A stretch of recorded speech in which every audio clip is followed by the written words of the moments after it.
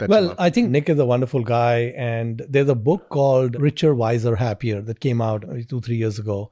And there's a chapter on him. Nick is he's a recluse. He doesn't do interviews and such. I was actually surprised he even talked to the author, but Right. it's worth reading the book.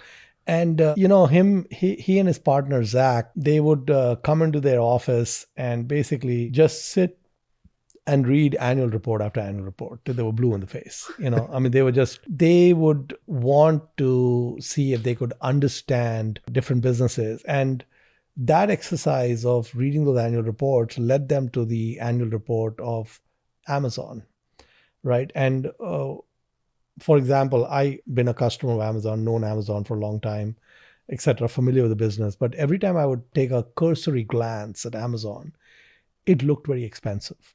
On a earnings basis, a PE basis, it looked really expensive.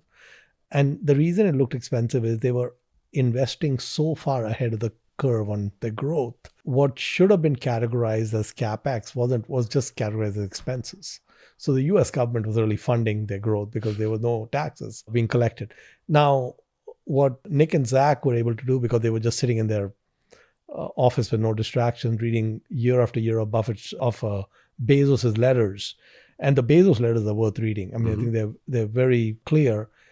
He clearly laid out in those letters what he was up to, right? And that he's basically that he wasn't completely candid, but he was basically, you could tell that the business had very high returns on capital, and he was throwing a lot of things against the wall, but basically they were very low risk bets. If any single bet didn't work, wouldn't sink the company. So for example, one of the bets they made was AWS, right? Which became a huge, and they didn't know it was going to become as big as it did. Right. But basically they also made a bet on Amazon Fire, which didn't work. But basically, I think what Nick and Zach realized is that here was a very gifted capital allocator who understood all the different facets of building a team, going after different markets. He actually disrupted multiple industries. And so they had placed a bet on Amazon. And because Amazon was doing so well, it was becoming a larger and larger portion of their fund. And in the UK, there are more regulations on hedge funds than we have in the US. The UK regulator was telling them that we see this position as very high risk and you guys need to diversify. So they were getting pressure, and they felt that they understood the business so well. So they looked at each other. They were managing, I think, 2 or 3 billion. They had made hundreds of millions for each of them. And they said, look, we are independently wealthy. We never thought we'd be here. We're young. Why do we have to listen to some regulator, right? We could return all the capital to all our investors. And what Nick said is, if I return the capital, I'm going to put everything into 3 stocks. And these are 3 stocks. He owned maybe a dozen stocks, but he was going to go into 3 stocks.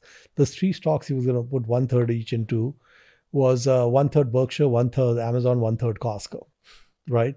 And so he said, I'm very comfortable with these 3 stocks. They're very built to last businesses. And he did that. What happened a few years after they hung up their boots is, it's really funny. The Amazon still kept, it's a juggernaut. Right. It still kept going.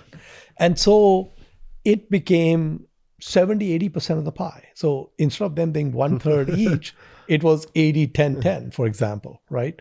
And Nick decided that, maybe I should take some chips off the table here.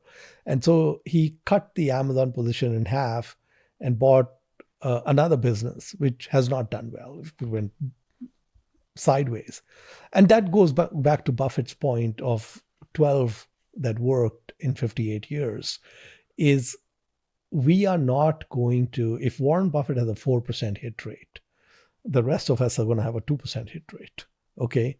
So, but you also need to get rich just once. So I think that what worked really well for Nick and Zach was they took the Buffett lesson, which is that once you have a great business, just leave it alone. Now, even after he was sloppy and he took chips off the table from 80% or whatever, he's still done very well. Right. And I think one of the things that investors forget is that if you look at the Walton family, none of them are running Walmart. Sam Walton passed away a long time ago. It's been several decades since Sam Walton passed away. The Waltons have, for the most part, kept the Walmart stock. And for most of them, it's almost the entire net worth in a single stock, right? So more concentrated than even Nick Sleep is, right? And it's not a business that they control. It's not a business that they run. It's not a business that they're on the board of. None of them gives them